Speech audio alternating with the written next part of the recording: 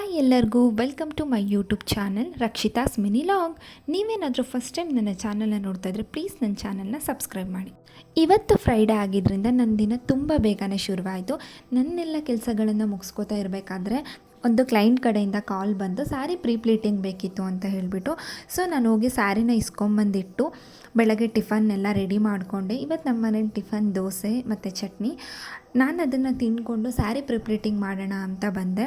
ಸ್ಯಾರಿ ತುಂಬ ಮುದ್ದೆ ಆಗಿದ್ದರಿಂದ ಸ್ವಲ್ಪ ಅಯನ್ ಮಾಡಿಕೊಂಡು ಪ್ಲೀಟಿಂಗ್ ಮಾಡಿದರೆ ಚೆನ್ನಾಗಿರುತ್ತೆ ಅಂತ ಹೇಳ್ಬಿಟ್ಟು ಫಸ್ಟಿಗೆ ಸ್ಯಾರಿನ ನೀಟಾಗಿ ಅಯನ್ ಮಾಡಿಕೊಂಡೆ. ಅದು ಲೈಟಾಗಿ ಅಯನ್ ಮಾಡಿಕೊಂಡೆ. ಯಾಕೆ ಅಂತ ಅಂದರೆ ಸಿಲ್ಕ್ ಸ್ಯಾರಿ ಆಗಿರೋದ್ರಿಂದ ತುಂಬ ಕೇರಲ್ಲಿ ಅಯನ್ ಮಾಡಬೇಕು. ನಾವು ಜಾಸ್ತಿ ಅಯನ್ ಮಾಡೋಕ್ಕೋಗಿ ಏನಾದರೂ ಆಯಿತು ಅಂದರೆ ಅದರ ರೆಸ್ಪಾನ್ಸಿಬಿಲಿಟಿ ನಮ್ಮದೇ ಆಗಿರುತ್ತೆ.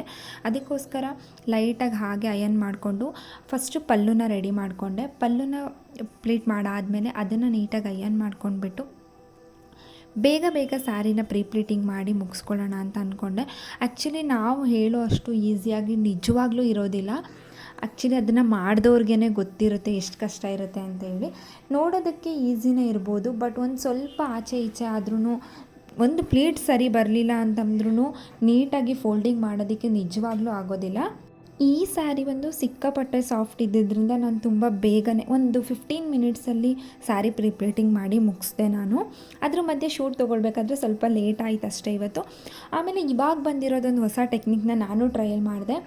ನಾರ್ಮಲ್ ಕರ್ಲರ್ ಮಿಷಿನ್ನ ತೊಗೊಂಡು ಮಿನಿಮಮ್ ಟೆಂಪ್ರೇಚರಲ್ಲಿ ನಾನು ಕರ್ಲರ್ ಮಿಷಿನ್ನ ಹೀಟ್ ಮಾಡ್ಕೊಂಡ್ಬಿಟ್ಟು ಡೌನ್ವರ್ಡ್ಸಿಗೆ ಬರೋ ಅಂತಹ ಪ್ಲೇಟ್ಸ್ನ ನಾನು ಈ ರೀತಿಯಲ್ಲಿ ಸೆಟ್ ಮಾಡಿಕೊಂಡೆ. ಇದು ತುಂಬಾ ಚೆನ್ನಾಗಿ ಲುಕ್ ಕೊಡುತ್ತೆ. ಆ್ಯಕ್ಚುಲಿ ಈ ಥರ ಟೆಕ್ನಿಕ್ ಇವಾಗ ಇನ್ಸ್ಟಾದಲ್ಲಿ ತುಂಬ ಟ್ರೆಂಡಿಂಗ್ ಇದೆ. ಇದೊಂದು ಆ್ಯಕ್ಚುಲಿ ಬ್ಯೂಟಿಫುಲ್ ಲುಕ್ನ ಕೊಡುತ್ತೆ. ನಾರ್ಮಲಿ ನಾವು ಅಯನ್ನಲ್ಲಿ ಸೆಟಲ್ಲಾಗಿ ಅಯನ್ ಮಾಡಿಕೊಂಡು ಉಡಿಸ್ತಾ ಇದ್ದಿದ್ದಕ್ಕಿಂತ ಇದು ತುಂಬ ಹೈಲೈಟಾಗಿ ಕಾಣಿಸುತ್ತೆ ನಮಗೆ. ಹಾಗಾಗಿ ನಾನು ಇದನ್ನು ಟ್ರೈ ಮಾಡಿದೆ. ಫೈನಲಿ ಅದು ಈ ಥರ ಕಾಣಿಸ್ತಾ ಇತ್ತು, ಚೆನ್ನಾಗಿ ಬಂದಿತ್ತು. ಈ ಥರ ಸೆಟ್ಟಿಂಗ್ ಮಾಡ್ಕೊಂಡಿರೋದನ್ನು ಆ್ಯಕ್ಚುಲಿ ಅಟ್ ಎ ಟೈಮಲ್ಲಿ ನಾವು ಡ್ರೇಪ್ ಮಾಡಿದರೆ ಇನ್ನೂ ಚೆನ್ನಾಗಿರೋ ಲುಕ್ ಕೊಡುತ್ತೆ. ಇದೆಲ್ಲ ಆದಮೇಲೆ ನಾನು ನೀಟಾಗಿ ಸ್ಯಾರಿನ ಬಾಕ್ಸ್ ಫೋಲ್ಡಿಂಗ್ ಅಳತೆಗೆ ನೀಟಾಗಿ ಫೋಲ್ಡ್ ಮಾಡಿಕೊಂಡೆ. ಆ್ಯಕ್ಚುಲಿ ತುಂಬ ಚೆನ್ನಾಗೇ ಬಂದಿತ್ತು ಪ್ಲೀಟಿಂಗು. ಅಂದರೆ ಸ್ಯಾರಿನೂ ಅಷ್ಟೇ ಚೆನ್ನಾಗಿತ್ತು. ಅದಕ್ಕೋಸ್ಕರ ಸ್ಯಾರಿ ಸಾಫ್ಟ್ ಇದ್ದಿದ್ದರಿಂದ ತುಂಬ ಬೇಗ ಪ್ಲೀಟ್ನ ಮಾಡಿಕೊಂಡೆ ನಾನು. ಈ ಥರ ನೀಟಾಗಿ ಪ್ಲೀಟ್ನ ಮಾಡ್ಕೊಬೇಕು. ಆ್ಯಕ್ಚುಲಿ ಇದು ನೋಡಿದ ತಕ್ಷಣ ನಿಮಗೆ ಗೊತ್ತಾಗೋದಿಲ್ಲ. ಇನ್ ಕೇಸ್ ನಿಮಗೆ ಈ ಥರ ಪ್ಲೀಟಿಂಗ್ ವಿಡಿಯೋ ಬೇಕು ನೀಟಾಗಿ ಡೀಟೇಲಾಗಿ ಅಂತ ಇದ್ದರೆ ಪ್ಲೀಸ್ ಕಮೆಂಟ್ ಮಾಡಿ. ನಾನು ಖಂಡಿತವಾಗ್ಲೂ ಇದರ ವಿಡಿಯೋ ಮಾಡಿ ಹಾಕ್ತೀನಿ. ನನ್ನ ಕ್ಲೈಂಟ್ ಬಂದು ನೈಟ್ ಸ್ಯಾರಿನ ಇಸ್ಕೋತೀನಿ ಅಂತ ಹೇಳಿದರು, ಬಟ್ ನನ್ನ ವರ್ಕ್ ಬೇಗ ಮುಗ್ದಿರಲಿ ಅಂತ ಹೇಳಿಬಿಟ್ಟು ಬೆಳಗ್ಗೆನೇ ಮಾಡಿ ಮುಗಿಸ್ಕೊಂಡೆ. ಆ್ಯಕ್ಚುಲಿ ಈ ಥರ ನೀಟಾಗಿ ಫೋಲ್ಡಿಂಗ್ ಮಾಡಾದಮೇಲೆ ನಾನು ಹಾಗೆ ಒಂದು ವೀಡಿಯೋ ಮಾಡಿಕೊಂಡೆ, ಯಾವ ಥರ ಬಂದಿದೆ ನೋಡೋಣ ಅಂತ ಹೇಳಿಬಿಟ್ಟು. ಯಾಕಂದರೆ ರೆಫ್ರೆನ್ಸಿಗೆ ನನಗೆ ವೀಡಿಯೋಸ್ ಬೇಕು ಅಂತ ಹೇಳಿಬಿಟ್ಟು ಹಾಗೆ ಒಂದು ಕ್ಲಿಪ್ನ ತೊಗೊಂಡೆ. ಆಮೇಲೆ ಸ್ಯಾರಿಗೆ ಒಂದು ಸ್ಯಾರಿ ಪ್ಲೀಟಿಂಗ್ ಕವರ್ನ ಹಾಕಿ ನೀಟಾಗಿ ಪ್ಯಾಕ್ ಮಾಡಿದೆ. ಸ್ಯಾರಿನ ನೀಟಾಗಿ ಅದರೊಳಗಡೆ ಹಾಕಿ ಪ್ಯಾಕ್ ಮಾಡಿ ಒಂದು ಬ್ಯಾಗ್ ಹಾಕಿಬಿಟ್ಟು ರೆಡಿ ಮಾಡಿ ಇಟ್ಟಿದ್ದೆ.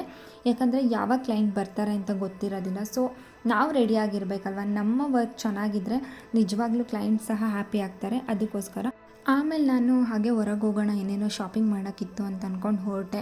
ಅಷ್ಟೊತ್ತಿಗೆ ಕರೆಕ್ಟಾಗಿ ಮಳೆ ಬಂತು. ಅದಕ್ಕೆ ನಮ್ಮ ಅತ್ತೆ ಏನಂದರು, ಮಳೆ ಬರ್ತಿದೆಯಲ್ಲ ನಿಪ್ಪಟ್ಟು ಮಾಡೋಣ ಅಂತ ಹೇಳಿದರು.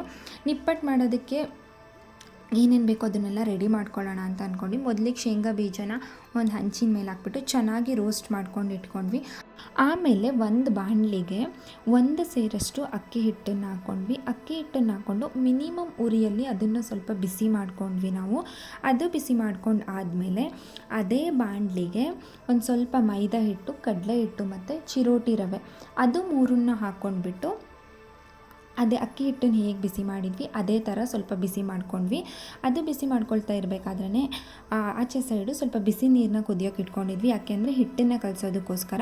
ಈ ಕೆಲಸನ ನಮ್ಮ ಅತ್ತೆ ಕಂಟಿನ್ಯೂ ಮಾಡ್ತಾ ಇರ್ತಾರೆ. ಅಷ್ಟರೊಳಗಡೆ ನನ್ನ ಹತ್ರ ಇರೋ ಒಂದು ಹೊಸ ಕಲೆಕ್ಷನ್ನ ನಿಮಗೆ ತೋರಿಸ್ತೀನಿ.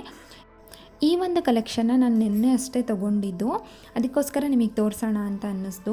ಈ ಒಂದು ನೋಸ್ ಪಿನ್ನ ನಾನು ತುಂಬ ದಿನಗಳಿಂದ ಹುಡುಕ್ತಾ ಇದ್ದೆ, ಬಟ್ ಎಲ್ಲೇ ಈ ರೆಫರೆನ್ಸ್ ಫೋಟೋ ತೋರಿಸಿದರೆ ಇಲ್ಲ ಖಾಲಿ ಆಗಿದೆ ಅಂತಿದ್ರು. ಯಾಕೆಂದರೆ ಈ ನೋಸ್ ಪಿನ್ ಡಿಸೈನು ಟ್ರೆಂಡಿಂಗಲ್ಲಿದೆ. ಅದಕ್ಕೋಸ್ಕರ ನಾನು ತೊಗೊಳ್ಳೋಣ ಅಂತ ಅಂದ್ಕೊಂಡೆ. ಆ್ಯಕ್ಚುಲಿ ಈ ಥರ ಇದೆ ನೋಸ್ ಪಿನ್ನು, ನೀವು ನೋಡ್ತಾ ಇರ್ಬೋದು. ಚೆನ್ನಾಗಿದ್ದರೆ ಕಮೆಂಟ್ ಮಾಡಿ ತಿಳಿಸಿ. ಇದು ಬಂದು ನನ್ನ ಹತ್ರ ಇದ್ದಿದ್ದು ಹಳೆ ನೋಸ್ ಪಿನ್ನು. ಇದನ್ನು ನಾನು ನನ್ನ ಮದುವೆಯಲ್ಲಿ ತೊಗೊಂಡಿದ್ದೆ. ಈಗ ಚೇಂಜ್ ಮಾಡೋಣ ಅಂತ ಹೇಳಿಬಿಟ್ಟು ಇವಾಗ ಬೇರೆ ತೊಗೊಂಡೆ. ಆ್ಯಕ್ಚುಲಿ ಫೈನಲಿ ಹಾಕಿದಾಗ ಈ ಥರ ಕಾಣಿಸ್ತಿತ್ತು, ಬಟ್ ನನಗೆ ಸ್ವಲ್ಪ ಹೆವಿ ಅಂತ ಫೀಲ್ ಆಗ್ತಾಯಿತ್ತು. ಇವಾಗ ನಾವು ಮತ್ತೆ ನಿಪ್ಪಟ್ಟು ಮಾಡೋದಕ್ಕೆ ಹೋಗೋಣ. ನಿಪ್ಪಟ್ಟು ಮಾಡೋದಕ್ಕೆ ಮತ್ತು ಅದೇ ಹಂಚಲ್ಲಿ ನಾವು ಸ್ವಲ್ಪ ಒಣಗಿದ ಮೆಣಸಿನ್ಕಾಯಿನ ರೋಸ್ಟ್ ಮಾಡಿಕೊಂಡು ಈ ಥರ ಕುಟ್ಕೊಂಡು ಇಟ್ಕೋಬೇಕು. ಈ ಥರ ಕುಟ್ಟಾದಮೇಲೆ ಶೇಂಗಾ ಬೀಜದ ಸಿಪ್ಪೆನೆಲ್ಲ ಸುಲಿದ್ಬಿಟ್ಟು ಶೇಂಗಾ ಬೀಜ ಮತ್ತು ಹುರಿಗಡಲೆ ಬೀಜನ ಎರಡನ್ನೂ ಅದೇ ರೀತಿ ಮೆಣಸಿನ್ಕಾಯಿನ ಕುಟ್ಟಿರೋ ಥರ ಸ್ವಲ್ಪ ದಪ್ಪಕ್ಕೆ ಕುಟ್ಕೊಳ್ಬೇಕು. ಅದನ್ನು ಕುಟ್ಕೊಂಡಾದಮೇಲೆ ಅಕ್ಕಿ ಹಿಟ್ಟು ಮೈದಾ ಹಿಟ್ಟು ಎಲ್ಲ ಹುರ್ಕೊಂಡಿರ್ತೀವಲ್ಲ, ಅದಕ್ಕೆ ಈ ಕುಟ್ಟಿರೋ ಅಂಥ ಶೇಂಗಾ ಬೀಜ ಹುರಿಗಡಲೆ ಬೀಜನ ಹಾಕಿ ಚೆನ್ನಾಗಿ ಮಿಕ್ಸ್ ಮಾಡಬೇಕು. ಅದ್ರ ಜೊತೆಗೆ ಸ್ವಲ್ಪ ಜೀರಿಗೆನ ಹಾಕಬೇಕು. ಆಮೇಲೆ ಇನ್ನೂ ಬೇಕಾಗಿರೋ ಐಟಮ್ ಸ್ವಲ್ಪ ಇರಲಿಲ್ಲ ಅಂತ ಹೇಳ್ಬಿಟ್ಟು ಆಚೆ ಹೋಗೋಣ ಅಂತ ಹೇಳ್ಬಿಟ್ಟು ಹೊರಟ್ವಿ.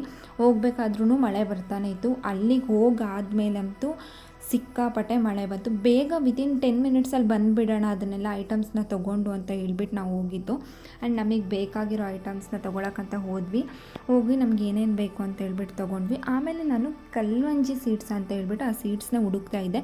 ಫೈನಲಿ ಆ ಸೀಡ್ಸು ನನಗೆ ಸಿಕ್ತು. ಇದೇನಕ್ಕೆ ಯೂಸ್ ಮಾಡ್ತಾರೆ ಅಂತ ನಾನು ನೆಕ್ಸ್ಟ್ ವೀಡಿಯೋದಲ್ಲಿ ಹೇಳ್ತೀನಿ.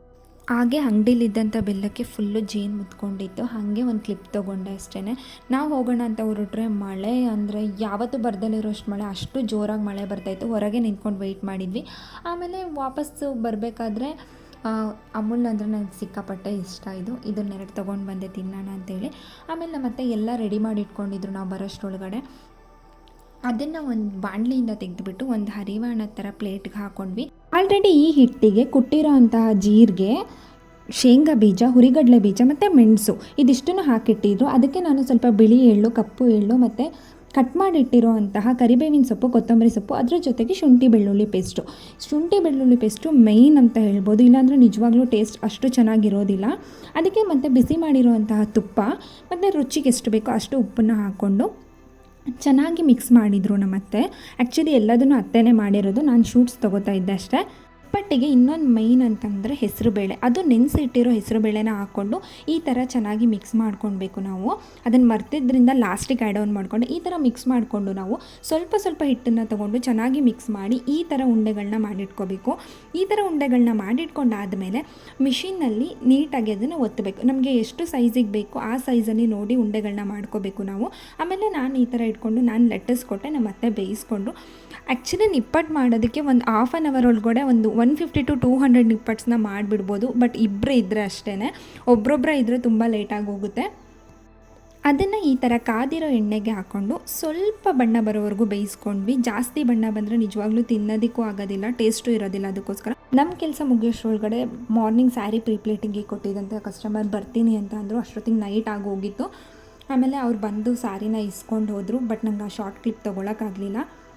ಇದು ನನ್ನ ಇವತ್ತಿನ ವೀಡಿಯೋ. ಐ ಹೋಪ್ ಈ ವಿಡಿಯೋ ನಿಮ್ಗೆ ಇಷ್ಟ ಆಗಿರುತ್ತೆ ಅಂತ. Thanks for watching. ನೆಕ್ಸ್ಟ್ ವೀಡಿಯೋದಲ್ಲಿ ಸಿಗ್ತೀನಿ. ಟಾಟಾ, ಬಾಯ್.